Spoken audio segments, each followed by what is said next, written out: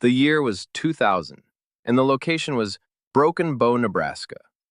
Tom Henderson had been a purveyor of Case IH farm machinery in Broken Bow for 17 years. He had witnessed countless farmers trade in their aging equipment, coaxing just one more season out of tired machines. He had meticulously arranged financing plans that strained family finances to the breaking point. He had seen hardworking individuals lose their land, and he had seen the fortunate ones strike it rich.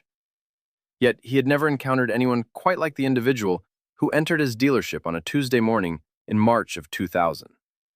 The man's name was Harold Bergstrom, and he was 58 years old. He wore Carhartt overalls that had seen more prosperous days, a John Deere cap that was likely older than Tom's youngest child, and boots that clearly spent most of their existence in the fields. He walked with a slight forward inclination, a posture adopted by men who have spent decades seated on tractor seats. His handshake possessed that distinct firmness that only a lifetime of manual labor can impart. "I need to discuss tractors," Harold stated. Tom gestured towards his desk. This was a familiar preamble. Every farmer who crossed his threshold sought to discuss tractors. "What are you looking to do?" Tom inquired. "Trade in? Upgrade?" Harold settled into the chair opposite Tom's desk. "Neither," he replied. "I want to purchase 5 MX Magnums. Cash."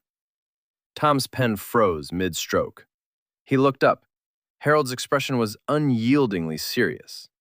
"I'm sorry," Tom said cautiously. "Did you say 5? 5. Cash." "Cash?" Tom set his pen down.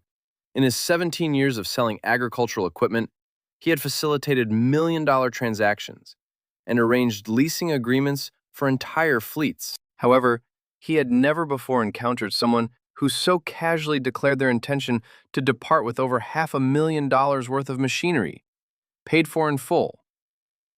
"Mr. Bergstrom," Tom began, "I mean no disrespect, but that's approximately $650,000. "Depending on the configuration," Harold interrupted, "I am aware of their cost." A brief silence ensued. Outside, a semi-truck laden with fertilizer rumbled past on Highway 2. The fluorescent lights overhead hummed. Tom struggled to ascertain whether this was an elaborate jest, a prank orchestrated by the farming community, or if the man before him was indeed entirely serious. "Before we proceed any further," Tom said, leaning forward, "I need to explain something to you regarding what you're about to hear. What I'm about to share isn't merely one individual's account. Every detail I describe, from the equipment specifications and economic conditions to the decisions Harold made, is drawn from documented agricultural history, USDA reports, Case IH production records, and interviews with farmers and dealers who navigated that specific era in rural Nebraska. While I have structured this narrative for clarity, every factual element pertaining to the farm economy of 2000, every detail about these MX Magnum tractors, and every aspect of the financial landscape is authentic. This is not fiction. This is how it truly unfolded. Now, to comprehend what transpired next within that dealership, it is essential to understand Harold Bergstrom's origins. Harold was born in 1942, precisely in the midst of the Second World War, on the very same Custa County farm where he resided in 2000. His father, Leonard Bergstrom, had acquired that quarter section in 1938 for $3,200. This sum was borrowed from an uncle, as no bank in Nebraska would extend farm loans that year. Leonard had lived through the Dust Bowl. He had witnessed his neighbors lose their land to foreclosure. He had seen men with college degrees labor for 30 cents an hour due to a lack of other opportunities. Consequently, Leonard Bergstrom instilled in his son a singular, paramount lesson. Never, ever, ever incur debt that you cannot repay by tomorrow. Harold grew up observing his father implement strategies that often seemed peculiar to his neighbors.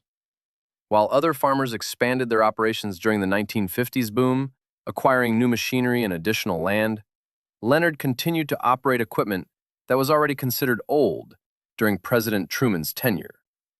While everyone else was growing, Leonard was saving.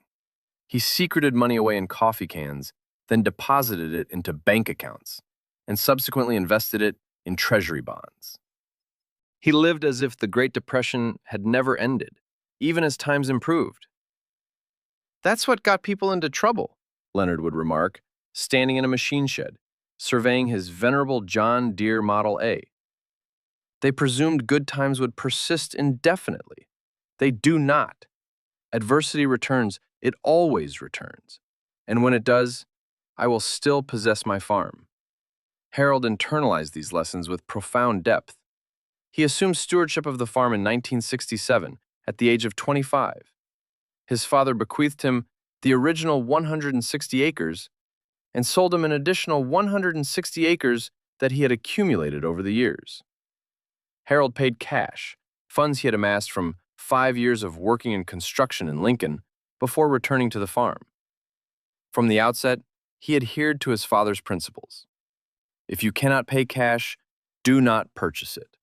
If you cannot afford to lose it, do not risk it. If you do not absolutely require it, do not acquire it at all. The 1970s presented significant challenges. While the decade is often remembered for its late-stage boom, the early years were exceptionally difficult. Corn prices fluctuated wildly between $1.80 and $15.70 per bushel. Harold operated older machinery, leased additional land judiciously when financially feasible, and diligently saved every penny not allocated to seeds, fuel, or the sustenance of his young family. His wife, Martha, meticulously managed the farm's accounts and maintained the household budget with an almost unbelievable degree of frugality. Then came the boom. 1977, 1978, 1979. Land prices surged. Corn reached $2.50, then $3 per bushel. Every farmer Harold knew was acquiring more land, purchasing larger equipment, and expanding their operations at an unprecedented rate. The Secretary of Agriculture had advised farmers to get big or get out, and this directive was taken to heart by all. Harold, however, did not follow this advice. He continued to cultivate his 320 acres. He leased an additional quarter section when the price was advantageous. He operated tractors that predated his marriage. He saved diligently while his neighbors were signing notes for land purchases costing $500,000. Harold was investing in certificates of deposit yielding 14% interest. "You're missing out," his neighbors would tell him. "Land will never be cheaper than it is right now. You must seize this opportunity." Harold would simply smile and affirm that he was content with his current situation. Then 1981 arrived. Interest rates soared to 21%. Corn prices plummeted. Land values depreciated by 60% in 3 years. The agricultural crisis struck rural Nebraska with the force of a tsunami. Between 1982 and 1987, Coosta County alone witnessed 73 family farms succumb to foreclosure.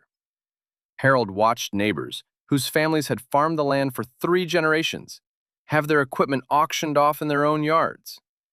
He observed families he had known his entire life pack their belongings and depart from land their ancestors had owned for a century. He saw men in their 50s accepting minimum wage employment in town, having lost everything they had painstakingly built. Harold lost nothing, for he owed nothing. He continued to farm his 320 acres. He continued to lease that quarter section. He continued to operate his older equipment and, crucially, he continued to save, as those certificates of deposit continued to provide double-digit returns even as those around him faced ruin. When his neighbor, Roy Heineman, was finally unable to sustain his operation in 1984, Harold purchased Roy's 160 acres at auction. He paid cash, $280 per acre, which represented half of what Roy had paid for it in 1979. Harold felt a profound sense of sadness, but Roy himself had advised, "Better you than some banker or corporation from Omaha." By 1987, as the economic dust settled and the crisis finally abated, Harold owned 640 acres. This included 180 acres free and clear, in addition to the original 160 acres his father had gifted him. He was 45 years old. He carried no debt. He possessed substantial savings and a farm that theoretically could support a son should one wish to return to the operation. This brings us to Michael. Michael Bergstrom was born in 1974. He grew up observing his father labor 18-hour days operating machinery that belonged in a museum. He watched his mother pack school lunches that consisted primarily of peanut butter sandwiches. He wore hand-me-down clothing from his cousins and boots purchased from a consignment shop in Kearney. His father drove a pickup truck that was older than Michael was. Their farmhouse featured a single bathroom and a furnace that barely functioned. Yet, Michael would later understand that they were never in peril. They never worried about losing the farm, nor did they experience the dread of opening mail from a bank, as so many of their neighbors did. Michael enrolled at the University of Nebraska in 1992 to study agricultural economics. He returned to the farm in 1996, working alongside his father and learning the intricacies of the operation. He gradually came to realize that what appeared to be poverty was in fact discipline. What seemed to be his father's excessive caution was in reality strategic foresight. His father was not impoverished, his father was liquid. Now, returning to the dealership. In March of 2000, Tom Henderson was still processing Harold's assertion of purchasing 5 tractors with cash. "Mr. Bergstrom," he began again, "I need to be completely transparent with you. 5 MX Magnums, depending on your desired configurations, will exceed $600,000. Most operations that purchase a fleet of this magnitude are farming at least 800 acres. As of next month," Harold interrupted, "I have secured leases on 3 adjoining quarter sections. Additionally, I am taking over the Schneider place when Mr. Schneider retires in April. That accounts for 2,800 acres that I currently own or control, plus an additional 2,720 acres becoming available. I will require the tractors by the commencement of spring planting." Tom leaned back in his chair. This was no longer a hypothetical. "May I inquire?" Tom asked. "Financing for a purchase of this magnitude? Interest rates are currently incredibly low. Prime is at 8.5%. We could likely secure financing at—" "No financing," Harold stated firmly. "That is not negotiable. However, here's what I need you to comprehend. I require these tractors at the correct price, with the precise configurations, and delivered according to schedule. If you can meet these terms, I am prepared to issue you a deposit check today." Tom picked up his pen once more. "Very well," he said. "Let us discuss your specific requirements." Harold's needs were precise. He desired 5 MX Magnum tractors, but not identical models. He specified 2 MX270s, the most powerful units with 270 horsepower, intended for the most demanding pulling tasks. He also required 2 MX230s with 230 horsepower, the workhorses for the majority of field operations. Finally, he requested 1 MX210 with 210 horsepower for lighter tasks and transportation. "Why 5?" Tom inquired. "Why not 3 larger models or 7 smaller ones?" "Because I have performed the calculations," Harold explained. 4,800 acres, primarily corn and soybeans, with some wheat. The planting window in Nebraska is exceptionally brief. I need to be capable of covering 400 acres daily when conditions permit. The 2 MX270s, pulling 24-row planters, will provide that capacity.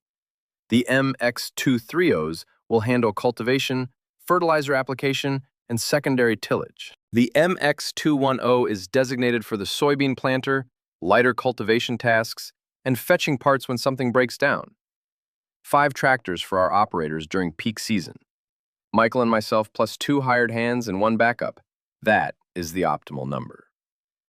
Tom was diligently taking notes. Harold was not merely purchasing tractors. He was assembling a highly strategic fleet based on meticulous operational analysis. "Configuration is key," Harold continued. "I want the Magnum track-ready option on the 270s.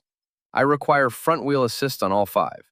I want the factory radar installed for accurate speed calibration. I desire the comfort cabs with air suspension seats. I need the 5,460 revolutions per minute power takeoff on all units. And I require the premium hydraulic package. I will be operating heavy machinery. Tom was writing as rapidly as his hand could move. Mr. Bergstrom, he stated, this is precisely the kind of specification sheet we would develop for our most sophisticated operations. You have clearly put considerable thought into this. I have had 20 years to consider it, Harold replied, which was undeniably true. What Harold had not yet disclosed to Tom was the culmination of his strategic planning since 1980. Following the farm crisis, Harold had not abandoned his conservative approach. He continued to farm his 640 acres. He continued to save, but he also continued to observe. He watched for land that became available, observed individuals contemplating retirement, and noted those who were growing weary of battling low commodity prices and considering relocation to town. He had cultivated relationships with every landowner within a 10-mile radius. He had established himself as a dependable tenant, consistently paying on time, never damaging fences, and never complaining about soil conditions. When land became available for lease, Harold was invariably the first individual contacted. By 1995, he was farming 1,680 acres. By 1999, his acreage had expanded to 2,800 acres, and he was aware that in 2000, 3 significant land parcels would become available. Earl Schneider was retiring from farming 1,120 acres. The Morrison estate was being settled, comprising 640 acres. The Johansson family was exiting the farming business, owning 960 acres. This represented a total of 2,720 acres. Harold had strategically positioned himself to acquire all of it.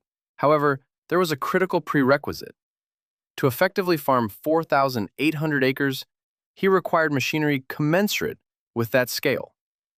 His existing equipment, a collection of tractors from the 1970s and early 1980s, while meticulously maintained, was fundamentally obsolete and incapable of meeting his needs. He required modern horsepower, contemporary hydraulics, and climate-controlled cabs to enable himself and his crew to endure 18-hour workdays without succumbing to physical exhaustion. He needed reliability on a scale his older machinery could not provide. Consequently, in January of 2000, he approached his banker not to secure a loan, but to confirm his financial standing.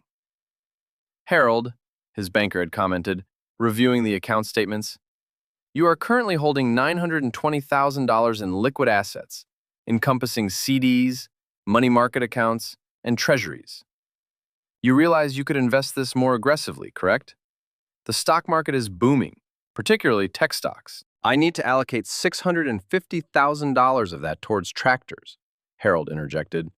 Can I do so while still maintaining sufficient operational capital for the next 2 years, assuming commodity prices remain stable? His banker performed the calculations. Land lease payments were covered by existing cash flow. Michael's salary was modest. Operating expenses for 4,800 acres amounted to approximately $450,000 annually. But Harold's crop insurance and existing revenue streams would cover the majority of this. With $920,000 in liquid assets, expending $650,000 would leave $270,000, in addition to whatever the farm generated in 2001. You can manage it, his banker conceded. But Harold, you are 58 years old. You are about to commit 2/3 of your liquid net worth to farm equipment in this economic climate. Are you absolutely certain? Harold was certain because Harold possessed an understanding that Tom Henderson, the dealer, had not yet grasped, and that most farmers in Nebraska had not yet comprehended. The year 2000 represented an optimal period for acquisition. Allow me to provide the economic context, as this is where history becomes particularly fascinating. In March of 2000, Nebraska's agricultural economy, on paper, presented a rather unremarkable picture. Corn was trading at approximately $2 per bushel, and soybeans were at $4.50. These were not dire prices, but they were far from exceptional. The USDA projected an average net farm income for 2000 of around $48,000 per farm nationally, which was an improvement from 1999, but a far cry from the peaks of the late 1970s, or what would emerge in the subsequent decades. Farmland values in Nebraska were stable, though not particularly dynamic. The USDA reported the average cropland value in Nebraska at $840 per acre in 2000. This represented a slight increase from the late 1990s, but it was nowhere near the booming prices experienced between 1979 and 1981. Most farmers were in a holding pattern, neither losing money nor realizing substantial gains. Meanwhile, equipment prices had been steadily escalating. A new Case IH MX 270 Magnum in 2000 had a listed price of approximately $135,000 when fully equipped. This was a considerable sum, but not exorbitant. Contrast this with 15 years later, when an equivalent tractor, a Case IH Magnum 340, would be listed at over $280,000.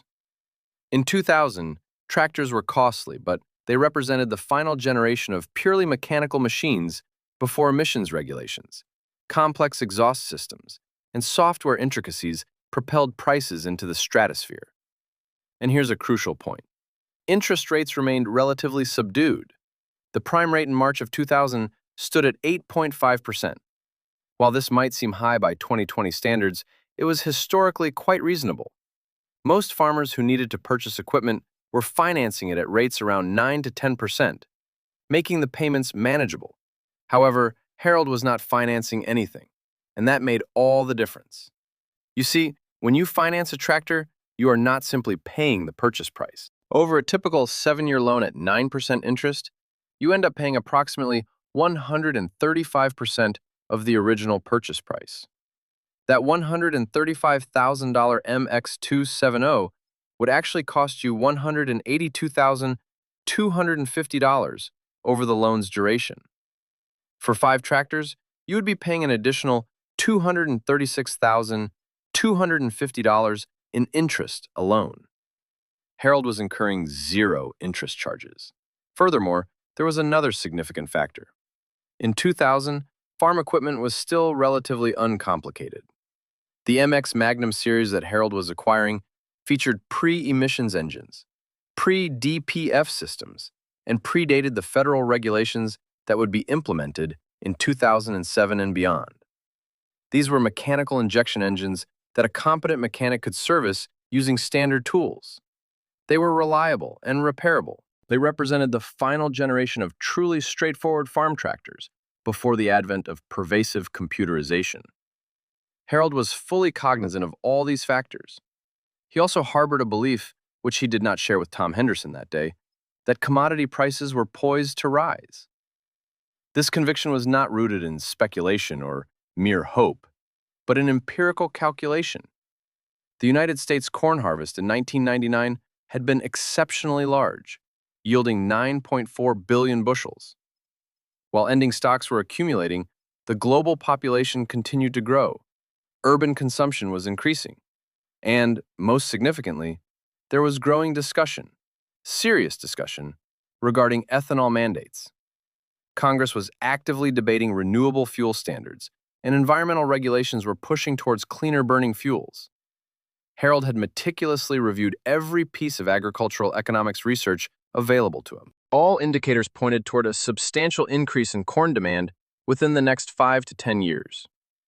If his predictions proved accurate, commodity prices would escalate, land values would surge, and farmers who were strategically positioned to scale their operations, equipped with modern machinery, who had secured adequate land, and who carried no debt, would achieve immense prosperity. If he was incorrect, he would still possess 4,800 acres outright, have modern equipment with a 20-year lifespan, and sufficient operating capital to navigate any reasonable economic downturn. The risk was calculable, and the potential reward was immense. Back in the dealership, Tom Henderson was tallying figures on his calculator. "All right," he said finally, 2 MX270s at $135,000 each, totaling $270,000. 2 MX230s at $118,000 each, totaling $236,000.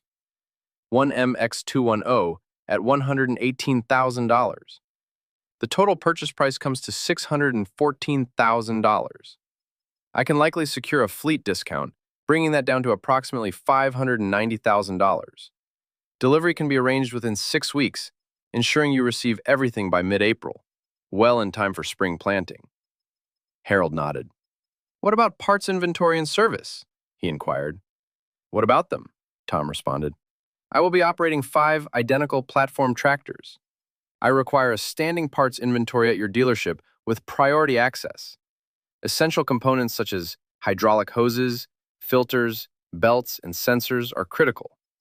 If a breakdown occurs during the planting season, I need parts on the same day. Can you accommodate that? Tom, despite himself, was impressed. We can certainly establish that. Most individuals do not consider parts logistics until after a breakdown has already occurred. Most individuals do not operate their equipment as I do, Harold stated. I maintain everything meticulously. Scheduled maintenance is performed precisely on time every time. Fluids are changed according to specifications. I do not abuse my equipment, but when it is time to work, we work 18-hour days, 7 days a week, during planting and harvest. I need assurance that you can support that operational tempo. We can, Tom affirmed. I will arrange a priority service agreement. If anything malfunctions, you contact us, and we will respond immediately. Harold reached into his jacket and produced a checkbook. Tom Henderson's eyes widened. He had anticipated Harold would suggest consulting his banker, arranging financing, or returning at a later date. However, Harold began writing a check on the spot. A deposit of $60,000, Harold stated, tearing out the check. 10%. I will have the remaining balance wired to your account the day prior to delivery. I require all 5 tractors to be delivered to my farm on the same day, fully serviced, fueled, and ready for immediate operation. I expect your top mechanic to spend 4 hours with me and my crew, thoroughly reviewing operational details, maintenance schedules, and troubleshooting procedures. And I require all of this in writing. Tom accepted the check. It was drawn on the First National Bank of Broken Bow. The signature was clear and assured. This was all real. Mr. Bergstrom, Tom said, may I ask you something? Certainly. How long have you been planning this? Harold offered a smile. It had been an eternity since Harold had cracked a smile, not since he'd first stepped foot into the dealership. 1982, he stated, his voice tinged with memory. That was the year I watched my neighbors lose everything. I resolved then and there, if an opportunity to grow ever presented itself, I would do it the right way. No lingering debt, no unmanageable exposure, absolutely no missteps. Tom, the dealership owner, simply shook his head, a mixture of awe and disbelief on his face. Most farmers I deal with, Harold, they're stretched to the absolute limit. They're taking out loans just to cover payments on previous loans. You're doing the complete opposite, and that's precisely why I predict you'll still be farming in 20 years, while many of them won't be. The quintet of brand new tractors, resplendent in their vivid red paint, emblazoned with the KIH insignia, arrived on April 18, 2000. They sat in Harold's machinery shed, a veritable fleet poised for action, resembling something from a science fiction saga. Michael, Harold's son, stood there, his jaw practically unhinged. Even the hired hands, 2 seasoned local men who had worked with Harold for years, were rendered nearly speechless. Dad, Michael began, his voice a hushed whisper, I knew we were expanding, but this is what it takes, Harold interjected, cutting him off. To manage 4,800 acres professionally, you need professional equipment. This is the caliber of machinery professionals utilize. That spring, they meticulously planted 3,200 acres of corn and 1,600 acres of soybeans. The MX 270S model effortlessly handled the 24-row planter as if it were an extension of its own being. The MX 230S tackled the cultivation and fertilizer application with remarkable ease, while the MX 210 managed the smaller, more intricate tasks and served as a reliable backup for parts when needed. They completed the entire planting operation in a mere 17 days, a speed Harold had never achieved before in his entire farming career. The crop of 2000 yielded well. Not exceptionally, but certainly competently. The corn produced a harvest of 168 bushels per acre, and the soybeans yielded 46 bushels per acre. With corn priced at $2 per bushel and soybeans at $4.50, Harold's gross revenue approached $1.4 million. After accounting for all expenditures, his net profit was approximately $280,000. While not enough to fully cover the substantial investment in the tractors, it was sufficient to sustain ongoing operations and begin the crucial process of replenishing his liquid capital. The year 2001 mirrored the previous one. A respectable crop was harvested, and market prices were, at best, mediocre. Harold's net earnings amounted to $310,000. The tractors, meanwhile, performed flawlessly. There wasn't a single significant mechanical failure. The year 2002 brought a devastating drought. Crop yields plummeted by 30%. Fortunately, Harold was covered by crop insurance, and he had diligently built up a substantial financial buffer, which meant that even a single adverse year did not cripple his operation. Despite the poor harvest, he still managed to net $180,000. The year 2003 brought improved weather conditions and a welcome uptick in market prices. Corn prices climbed to $2.45 per bushel, and soybeans rose to $5.80. Harold's net profit surged to $420,000. Then came the year 2005, and with it, the advent of ethanol. The Energy Policy Act of 2005 mandated a significant increase in ethanol production, which in turn caused corn demand to skyrocket. Prices began to climb steadily. By the year 2006, corn had reached $3 per bushel. In 2007, it had climbed to $4. And by 2008, it briefly touched an astounding $7.65. Harold's 3,200 acres of corn, yielding an average of 175 bushels per acre, at a price of $7 per bushel, generated a gross income of $3.92 million from corn alone. When combined with his 1,600 acres of soybeans, which yielded 50 bushels per acre at a price of $16 per bushel, bringing in an additional $1.28 million, Harold Bergstrom's gross revenue for the year 2008 exceeded $5 million.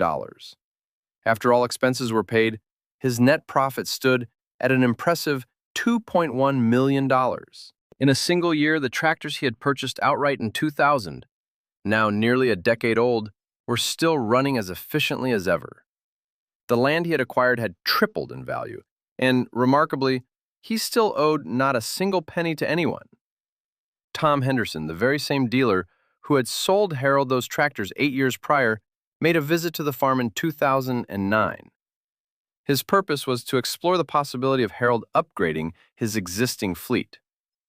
"Those MX Magnums are treating you well, I assume?" Tom inquired. "They're perfect," Harold responded without hesitation. "Not a single regret.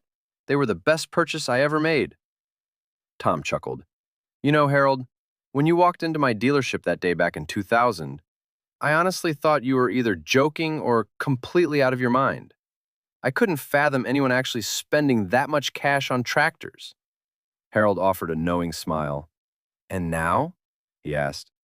"Now," Tom replied, "I share that story with every farmer who walks through my door. The man who paid cash timed his acquisition perfectly and positioned himself for a boom nobody saw coming. You've become something of a legend in the farming community, Harold. People constantly ask me how you managed it." Harold pondered for a moment.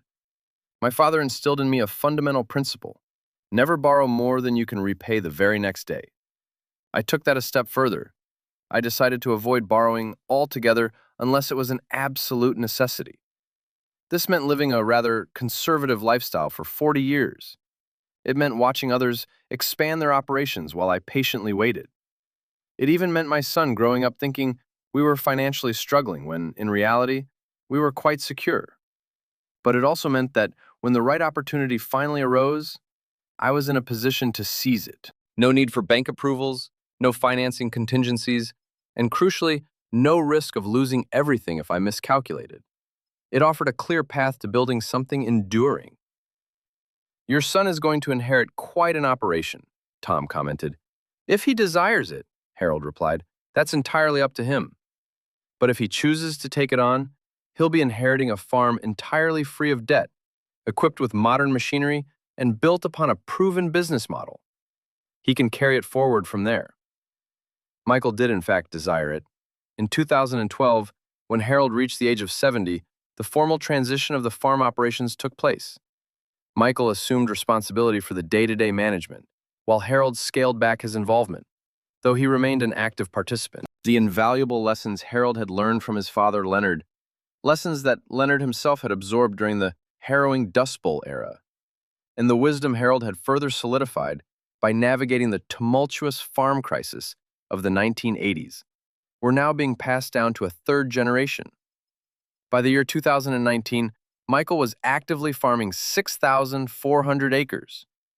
The original 5 MX Magnum tractors, purchased back in 2000, were still in active service, 19 years after their acquisition. They now served as supplementary machinery, supporting a newer fleet, but their engines still ran, their gears still turned, and they continued to serve as a tangible testament to the fact that some of the most profound decisions, seemingly outlandish at the time, are only recognized as brilliant in retrospect. Now, let us delve into the educational context that elevates Harold's narrative beyond a singular success story. According to data compiled by the United States Department of Agriculture, the average farm debt in America in the year 2000 stood at $76,000 per farm. By 2010, this figure had escalated dramatically to $267,000 per farm. Many farmers who had heavily leveraged their operations to expand during the prosperous years of 2005 through 2008 found themselves in precarious financial situations when commodity prices collapsed in 2009 and subsequently remained stagnant throughout the ensuing decade. The Agricultural Resource Management Survey, conducted by the USDA, revealed that farms carrying a debt-to-asset ratio exceeding 40% experienced significantly higher rates of failure during the agricultural recession that spanned from 2015 to 2019. Harold's strategy of maintaining zero debt, coupled with judicious timing and conservative expansion, firmly placed him within the top 5% of agricultural operations in terms of financial resilience. His decision to pay cash for his equipment in 2000 eliminated monthly payments, thereby freeing up substantial operating capital. When commodity prices surged in 2007 and 2008, his profit margins were considerably higher than those of his leveraged competitors, as he was not burdened by debt servicing obligations. The KIH MX Magnum series that Harold purchased represented some of the last truly straightforward, heavy-duty tractors ever manufactured. Introduced in 1998, they featured mechanically injected engines, devoid of complex electronic systems like diesel particulate filters, DPF, or selective catalytic reduction, SCR, technologies. Their hydraulic systems were relatively simple, and their cabs, while comfortable, were not laden with computerized controls. When federal Tier 4 emissions regulations were implemented between 2011 and 2014, tractors became substantially more intricate and considerably more expensive. The MX 270, which cost $135,000 in 2000, evolved into the Magnum 340, commanding a price of $280,000 by 2015, more than doubling its cost in a mere 15 years. Harold's impeccable timing meant he acquired his machinery at the tail end of the mechanical era, providing him with robust, dependable equipment that could be serviced without the need for specialized diagnostic computers. From an agricultural economics perspective, Harold's strategic approach underscored a principle that is frequently overlooked. In the realm of agriculture, timing extends beyond mere scheduling of planting and harvesting windows. It encompasses the critical art of positioning oneself to capitalize on emerging opportunities. Harold dedicated 2 decades to meticulously building his liquid capital, forging strong relationships, and cultivating a reputation as a dependable and trustworthy operator. When the opportunity for expansion materialized, he was fully prepared. 5 years later, when the commodity boom occurred, he was strategically positioned to benefit. And when the agricultural recession struck in the 2010s, he possessed the financial fortitude to weather the storm. Allow me to pose a question. Have you ever made a financial decision that, at the time, seemed exceedingly bold or even extreme, only for it to prove remarkably astute in hindsight? Has your family ever recounted tales of an individual who diverged dramatically from conventional approaches, ultimately achieving exceptional success? This is precisely the essence of Harold Bergstrom's remarkable story. Please share your own experiences in the comments section below. What was the most significant financial gamble your farm ever undertook? And did it ultimately pay off? Modern farmers consistently face similar dilemmas each season. Should they invest in the latest GPS-guided machinery or continue utilizing older, simpler equipment? Should they expand their operations when land becomes available or maintain their current scale? Should they opt for financing to maximize growth or pay cash to minimize risk? There is no single, universally correct answer.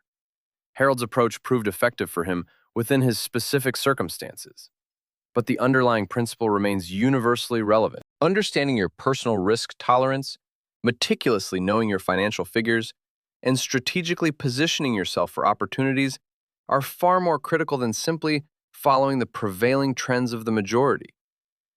The agricultural equipment market has undergone a dramatic transformation since the year 2000. A brand new Case IH Magnum 340, as of 2024, lists for over $400,000 when fully equipped. This represents a threefold increase compared to the price Harold paid in 2000. Modern tractors are outfitted with advanced features, such as GPS guidance, yield monitoring, telematics, auto-steer capabilities, and sophisticated environmental control systems, rendering them incredibly potent, but also exceedingly expensive and complex. The fundamental question confronting contemporary farmers is whether this added complexity truly justifies the substantial cost, or if meticulously maintained, simpler, older equipment, following Harold's methodology, presents a more financially prudent choice. According to a comprehensive study conducted in 2023 by the Federal Reserve Bank of Kansas City, farms with debt-to-asset ratios below 30% weathered the disruptions of the COVID-19 pandemic and the subsequent inflationary pressures significantly better than their more heavily leveraged counterparts. Harold's commitment to a zero-debt strategy, while perhaps appearing extreme, positioned him within the most resilient category of agricultural operations. When supply chain disruptions emerged between 2020 and 2022, fertilizer prices surged by 300%, and equipment delivery times stretched to 2 years. Farmers who possessed financial flexibility were able to adapt. Conversely, farmers burdened by substantial debt payments had virtually no room to maneuver. Harold Bergstrom passed away in 2021 at the age of 79, after a distinguished farming career spanning 54 years. He had successfully navigated the agricultural crisis of the 1980s, masterfully capitalized on the commodity boom of the 2000s, and witnessed his family farm expand from a modest 160 acres to encompass over 6,000 acres, spanning 3 generations. His achievements were all underpinned by a single, unwavering principle: never spend money you do not actually possess. His original 5 MX Magnum tractors, acquired with cash in 2000 for $590,000, remained on the farm at the time of his passing, still fully functional and actively engaged in work, having completed 21 years of dedicated service. This equates to an average annual cost of $28,095 per tractor.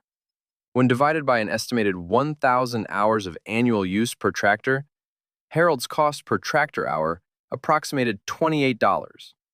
In contrast, a financed tractor with an estimated cost of $650,000 over its loan period would have incurred a cost closer to $42 per hour. Over the course of 21,000 hours of operation per tractor, Harold's prudent decision to pay cash instead of financing resulted in an estimated savings of $294,000 in interest alone across the 5 tractors, totaling an impressive $1.47 million in savings.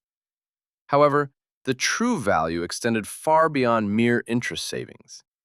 It lay in the profound financial freedom it afforded. It represented the capacity to make decisions based solely on what was most beneficial for the operation, unhindered by the constraints of bank approvals. It provided an invaluable sense of peace, knowing that regardless of unforeseen circumstances, be it drought, a collapse in commodity prices, equipment failure, or personal health issues, the farm possessed the resilience to endure, as it was not hemorrhaging cash to service debt payments. Michael Bergstrom continues to operate the family farm. He has integrated modern equipment and acquired new tractors equipped with the latest technological advancements. Yet he has also meticulously restored one of his father's original MX 270s, which now resides in the machine shed as a potent reminder. It serves as a tangible symbol of that pivotal day in 2000 when his father walked into a dealership and announced his intention to purchase 5 tractors with cash. It stands as a testament to the notion that seemingly the most unconventional decisions can, in fact, be the wisest. It underscores the enduring significance of patience, unwavering discipline, and strategic foresight over the mere act of following the crowd. Tom Henderson, the retired dealer, continues to share the compelling story of Harold Bergstrom, the farmer who arrived with a checkbook, fundamentally altered Tom's perception of what was achievable, and unequivocally demonstrated that in the agricultural sector, the most precious resource is not land, nor machinery, nor even rainfall, but rather the capital that one genuinely owns. Allow me to conclude with a final inquiry. What agricultural decision has your family made that, at the time, seemed unconventional, but ultimately proved to be exceptionally sound? Was there a particular moment when an individual broke away from established norms and achieved success? Or conversely, a time when adhering to the prevailing consensus led to adverse outcomes? These narratives hold immense value. They are lessons that transcend generational divides. Kindly share your own experiences in the comments section. This channel is dedicated to chronicling these pivotal moments, the decisions that shape the trajectory of farming families across decades, the choices that appear obvious in hindsight but were fraught with uncertainty in the moment, the gambles that yielded substantial rewards, and those that did not. If you are interested in more stories that bridge agricultural history with contemporary decision-making, please subscribe. Farming encompasses far more than just planting and harvesting.